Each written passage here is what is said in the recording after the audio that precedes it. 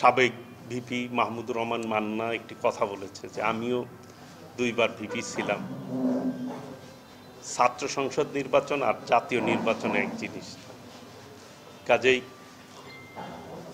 মাহমুদুর রহমান মান্না যেই কথাটি বলেছে যে আমি মনে করি যে দীর্ঘ 17 বছর আমাদের নেতাকর্মীরা নির্যাতন নিপীড়নের শিকার হয়েছে, তারা সঠিকভাবে ক্যাম্পাসগুলিতে কাজ করতে পারে না। আপনারা দেখেছেন যে একটি গুপ্ত সংগঠন, তারা কিন্তু তাদের রূপ চেঞ্জ করে তারা কাজ করেছে এবং জিএস প্রার্থী ওই নিষিদ্ধ সংগঠনের পদ ছিল, তার হাইকোর্টে রিটও হয়েছিল এই ব্যাপারে। তো কাজেই যারা গুপ্তভাবে কাজ করে তারাই কিন্তু অনিয়মের পথ বেছে নেয়।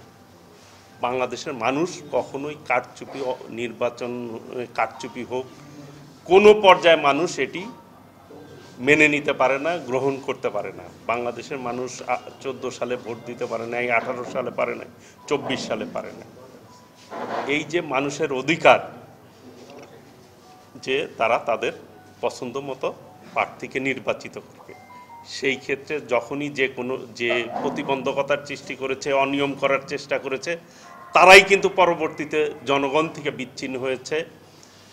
আশা করি যে আগামী দিনেও যারা এই অনিয়মের সাথে সম্পৃক্ত থাকবে, অনিয়ম করবে, মানুষের অধিকারকে হরণ করার চেষ্টা করবে, তারাই জনগণ থেকে বিচ্ছিন্ন হবে। জাতি সেটি বিচার করবে। নির্বাচন করতে দিব না, এটাই কিন্তু জনগণের বিপক্ষে কথা। এবং নিজেদেরকে ফ্যাসিবাদদের যে মানসিকতা, চরিত্র, সেইটাকে তারা নিজেদের মধ্যে ফুটিয়ে তুলছে। এটাই সে আশঙ্কার বিষয় যে এই বাংলাদেশের মানুষ বিগত 17 বছর তাদের আন্দোলন সংগ্রাম করে ফ্যাসিবাদের বিদায়ী হয়েছে। মানুষ এই মানসিকতা কিন্তু চায় না। সবাই চায় একটি সুষ্ঠু নির্বাচন হোক, নিরপেক্ষ নির্বাচন হোক, মানুষ তার পছন্দ মতো প্রার্থীকে বেছে নিবে। সেই ব্যবস্থা করার দায়িত্ব হচ্ছে সরকারের।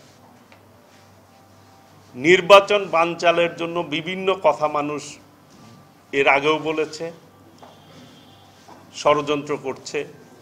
যারা ষড়যন্ত্র করে কখনোই গণতন্ত্রকে বাধাগ্রস্ত করা যায় সাময়িকভাবে, কিন্তু দীর্ঘমেয়াদে গণতন্ত্রেরই বিজয় হয়। আশা করি এই দেশের মানুষ ঐক্যবদ্ধ রয়েছে।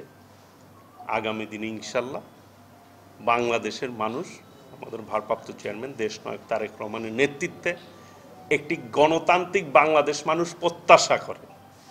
যেই বাংলাদেশে কোনো সন্ত্রাস থাকবে না, নৈরাজ্য থাকবে না, সকলে মিলে ঐক্যবদ্ধভাবে গণতান্ত্রিক বাংলাদেশ গড়ে তুলবে, সবার মতকে একত্রিত করে। যেটি আমাদের ভারপ্রাপ্ত চেয়ারম্যান দেশনায়ক তারেক রহমান বলেছে যে ভোট দিব ধানের শীষে, দেশ গড়ব মিলেমিশে। এবং 31 দফায় র্যাম্বোর নেশনের কথা বলা হয়েছে। উনি একটি কথা বলেছে, নির্বাচনে জিতু খারু সবাইকে নিয়ে জাতীয় সরকারের কনসেপ্ট দিয়েছে।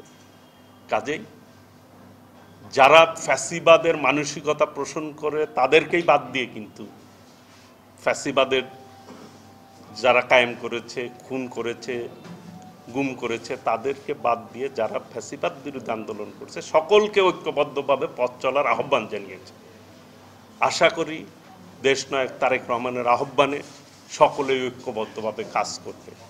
যারা জনগণের বিপক্ষে গেছে তারাই কিন্তু জনগণ থেকে বিচ্ছিন্ন হয়েছে এবং তার মাসল তাদেরকে দিতে হয়েছে। বাংলাদেশের ইতিহাসে অন্যায় করে, জনগণের উপরে নির্যাতন করে, নিপীড়ন করে, হত্যা করে, জনগণের সেন্টিমেন্টকে বাধাগ্রস্ত করে কেউ কোনোদিন সফল হয় নাই, ভবিষ্যতেও হবে না, এখনো হবে না।